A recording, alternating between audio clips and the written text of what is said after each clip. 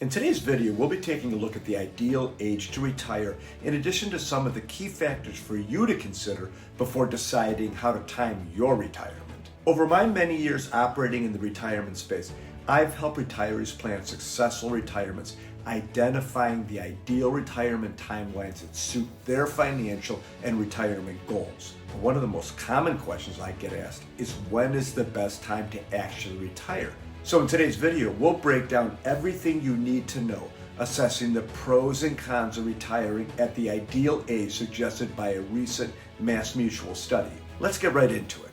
Here are the specifics of the MassMutual poll on happiness in retirement. They conducted an online poll earlier this year among 2,000 American retirees and pre-retirees, as defined as 15 years or fewer into retirement and 15 years or fewer before retirement. Respondents were required to be at least 40 years of age, have at least $50,000 in savings and or investments, and at a minimum, share a role in their household's financial decision making. They found that on average, 63 is the ideal age for retirement according to both pre-retirees and retirees. While current retirees are hitting close to that mark with an average actual retirement age of 62, there are signs that future retirees could have more difficulty retiring at their ideal age. My goal today is to share 5 reasons why 63 might be the perfect age to retire and 5 reasons why waiting could make sense for you. If you've watched my videos before, you know I tend to lean towards spending more while you're younger and healthier and able to fully enjoy life.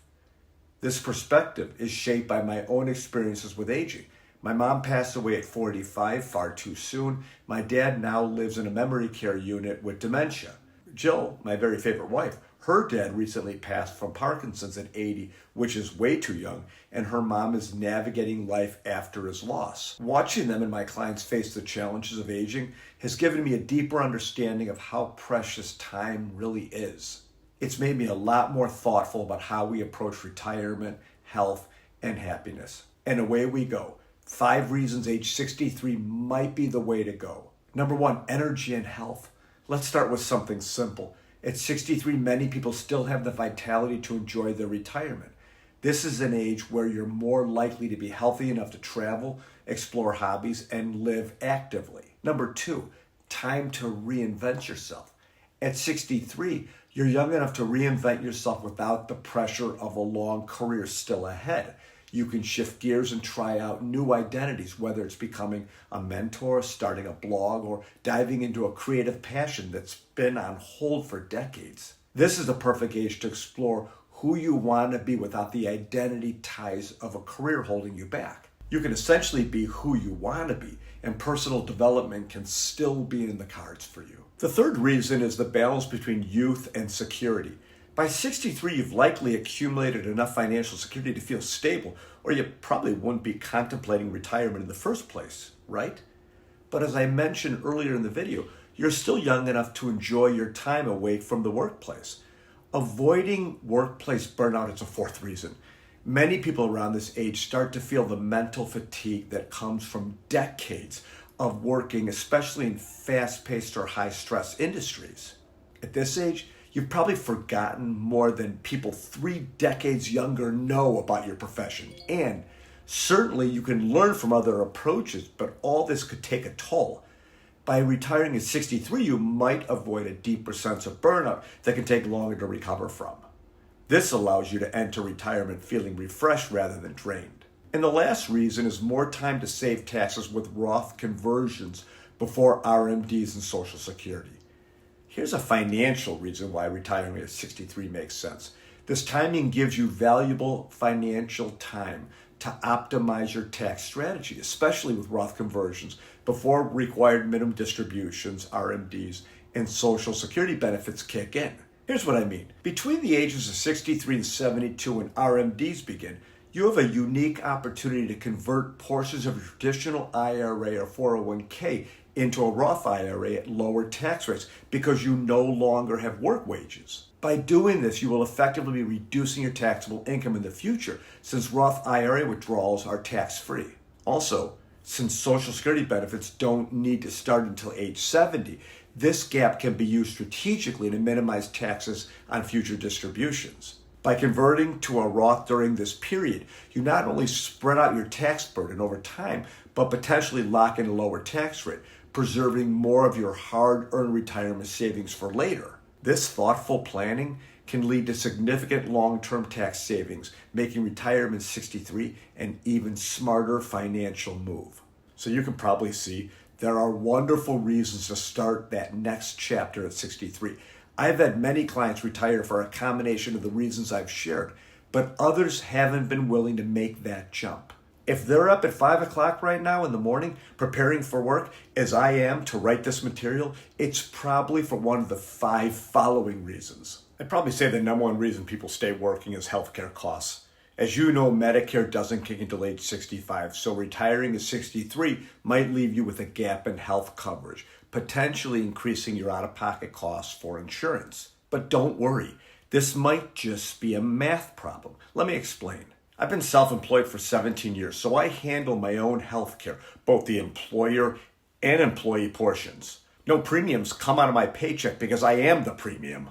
It's simply a line item in my budget, part of the financial equation. I often meet people who know they can buy insurance but don't fully grasp that they can actually buy insurance, if that makes sense. So do the math.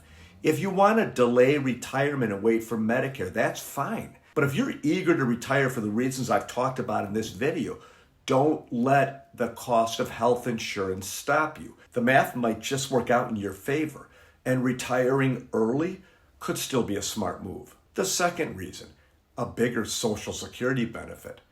We know that waiting helps. Waiting until age 66 or 67, depending on your birth year, means that you'll receive full Social Security benefits. If you hold off until 70, not many people want to, but those benefits increase even more. Some people want to work longer to seamlessly transition from a paycheck to their Social Security benefits. This can make sense in many cases, but the Social Security claiming decision is overblown in my book. Here's an example. Based on his full retirement age benefit, if Tom begins collecting at 63, he'll receive about $1.6 million by his 90th birthday. If he waits until full retirement age, or 67, he'll receive about $1.92 million. On the surface, this probably seems like a big difference, but there are other variables. If Tom collects at 63 rather than 67, he gets 4 more years of income. And as my grandfather used to say, the money has got to come from somewhere. He didn't really say that. Tom either spends his investments down to pay bills or takes some Social Security. Absent a pension, no matter when he retires, it's a combination of these sources. Also, if Tom doesn't live a super long life, taking early would have been a good decision because he would have received a benefit for longer. Also, if Tom is single, there is nobody else relying on his claiming decision but him. There's less risk in making the wrong decision. For example, because I'm still married to the only girl who would talk to me in high school, the timing of my benefit, which is larger than hers, matters. Here's my overall point. The Mass Mutual study suggests 63 is the perfect age to retire. Maybe it is or isn't, but the determiner should not be Social Security unless you have no other assets. As I shared a few moments ago, math. All of this is still one giant math problem. If you want to shed toxic workplace bureaucracy or reinvent yourself or simply lie on the couch with your doggy, in most cases, Social Security should not be the determining factor. The third reason to wait is more savings and fewer retirement years to fund. The longer you stay in the workforce, the more time you have to grow your retirement savings and investments. Working a few extra years can significantly boost your financial cushion because you'll find yourself having fewer years to rely solely on your nest egg. This can ease the pressure on your savings, especially if you expect to live a long, healthy life. Let's break this down with a real-life example. One of my favorite clients, let's call her Jackie. She's in her early 60s and still working. Some days she loves her job, other days not so much. There's even been talk of relocating her, a tricky proposition at her age. We often discuss her retiring, but there's always that but, like the fact that she may need a new roof. So let's do the math once again. Jackie could retire now and afford a new roof. Maybe not the high-end slate or the solar version, but something functional. Jackie prefers to let her employer buy the roof by working a little longer. From the outside, it's easier to see that it's just a math equation. Either the numbers add up or they don't. The longer you work, the less strain on your retirement savings. It's as simple as that. The fourth reason why it may make sense to keep working is a sense of purpose. Many people find deep fulfillment in their work. Staying on the job longer not only keeps you engaged in meaningful tasks, but also helps you maintain sharp mental focus and strong social connections. Purpose and connection can actually be reasons both to retire early and to keep working. It depends on your personal needs. Some folks thrive on their own, staying busy with hobbies or social activities, while others struggle to stay engaged without the structure or work. Personally, even though I stay connected with my clients and viewers, my sons when they can squeeze me in, Jill when she feels like it, and Joey, my dog, all the time, I still miss the energy and buzz of the business I sold nearly 18 years ago. The quiet gets to me sometimes, which is why I make 6 trips to Starbucks each and every day. Interaction might come easily for some, but for others like me, it's something we seek out to fill that gap. The last reason I feel is greater flexibility for phased retirement. I have found that waiting past 63 might allow for a more gradual transition into retirement. Many companies offer flexible or part-time roles to older workers, giving you the best of both worlds, continued income and purpose, while also easing into the relaxed pace of retirement life. Greater flexibility for phased retirement can make waiting past 63 a more attractive option. For example, one of my clients, Bob, decided to hold off on full retirement at 63, and instead, he transitioned into a part-time role with his company. This allowed him to maintain a steady income while scaling back his responsibilities. Bob loved his work and didn't want to stop entirely, but he also craved more personal time to travel and pursue hobbies. By working part-time, he found the perfect balance between staying engaged in his career and easing into a slower paced retirement lifestyle. It gave him the opportunity to adjust to life after work gradually without the abrupt shock of stopping cold turkey. This approach not only extended his income stream, but also helped him stay mentally sharp and socially connected.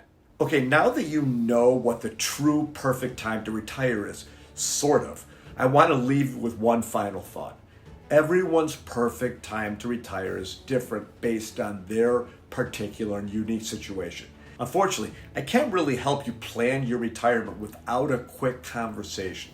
So that's why I want to offer you an entirely free, 100% free, one-to-one call with me where I'll take you in depth to look at your situation and help you come up with a plan for your perfect retirement date.